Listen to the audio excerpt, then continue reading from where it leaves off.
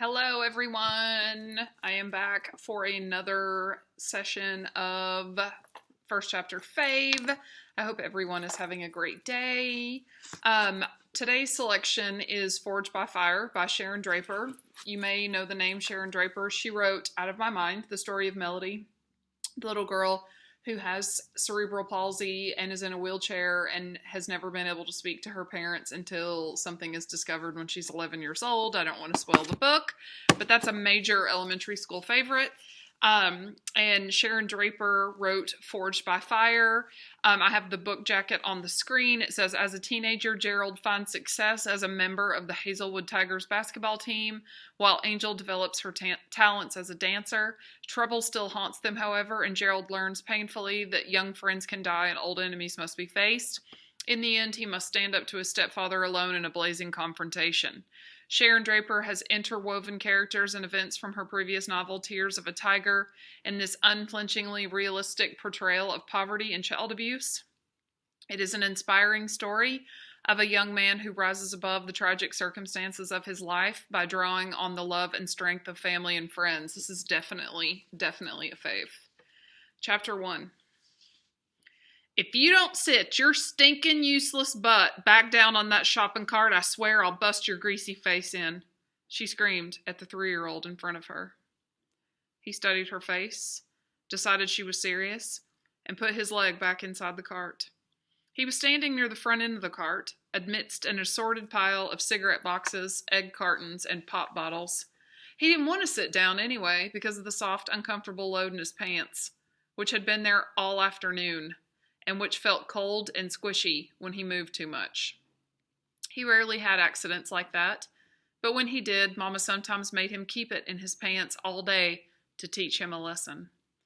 Gerald was only 3, but he had already learned many such lessons. He'd never seen Sesame Street, never heard of Riverfront Stadium.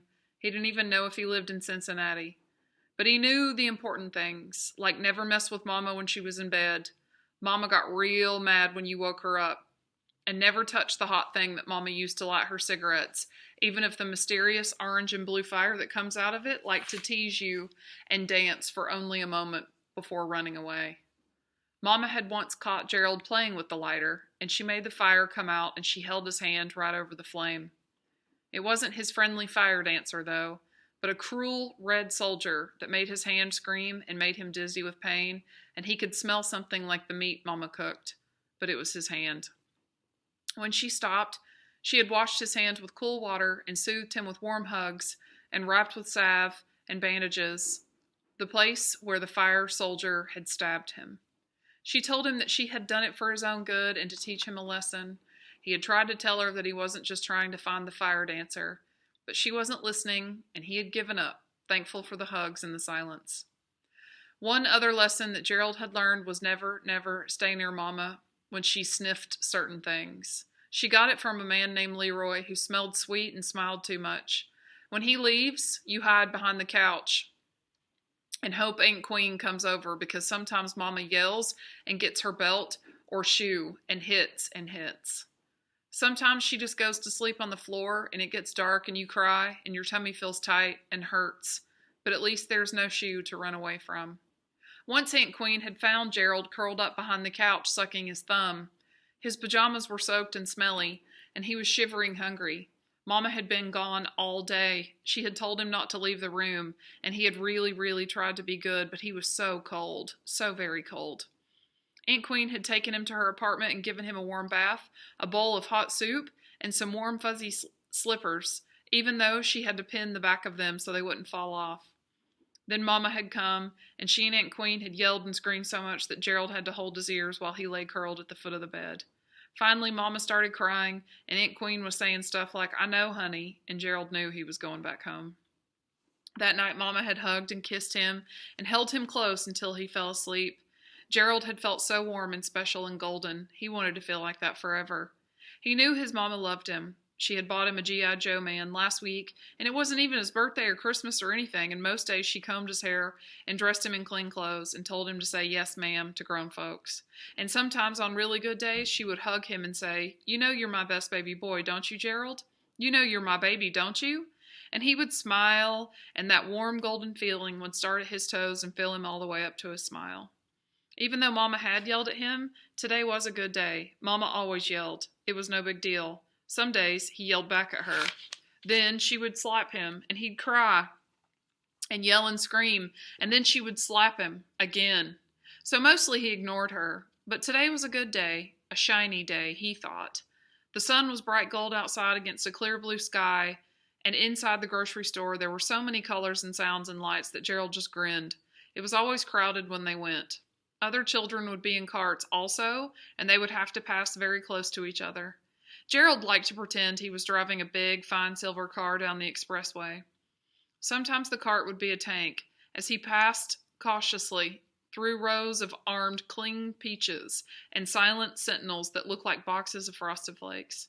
In the checkout lane, the armies rolled smoothly down the long black road that disappeared under the counter. He started to ask Mama where it went, but it was more fun to imagine that it went to a secret hideout where only sweet potatoes and boxes of oatmeal were allowed. When they got home from the grocery store, Gerald sat on the floor and watched Mama stack the boxes and cans on the shelf. She was whistling. He had never heard her whistle before, and he loved the way she laughed as he tried to imitate her. She changed his clothes and didn't even yell at him for not being a big boy and gave him 2 cookies and an apple. Then she went into the other room. When she came out, she had changed her clothes, and Gerald thought he had never seen anything so lovely. She had on her sparkly fancy dress that Gerald liked to touch. Mama will be right back, baby, she told him. I just have to go see somebody for a minute. You stay right here and wait for me, you hear?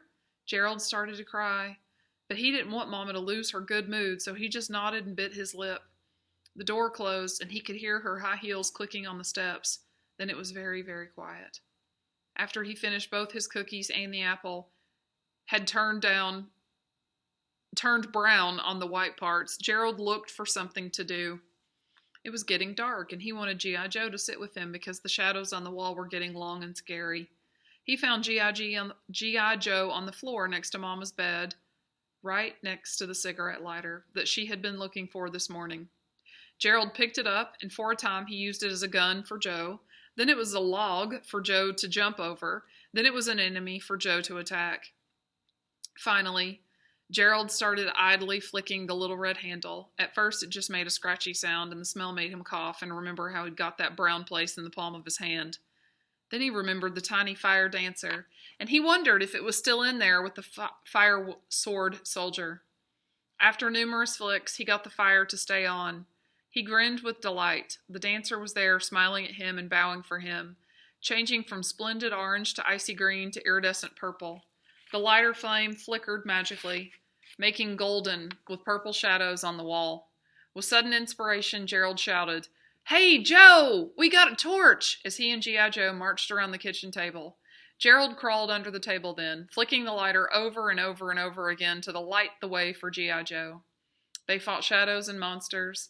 They blew up cities and kingdoms. Gerald made the sound effects, and G.I. Joe dutifully followed his general into combat. As the mighty battle came to its climax, Gerald crawled up on a chair and stood on the kitchen table, waving his arms triumphantly. Mama would kill me, he thought momentarily, if she saw me up here. But the thought passed as G.I. Joe found the terrible mountain man by the light of only a single torch.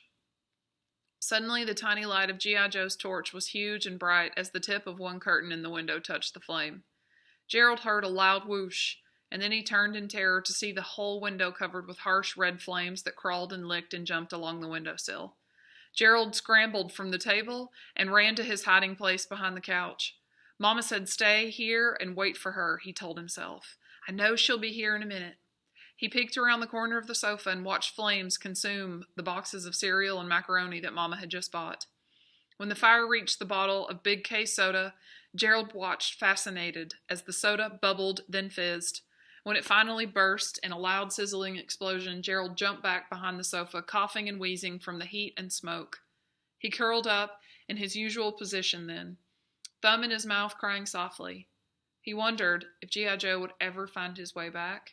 And he wondered how he could see so many colors with his eyes closed. So this is a little scary, dark story, but it's a fantastic read. Highly recommend.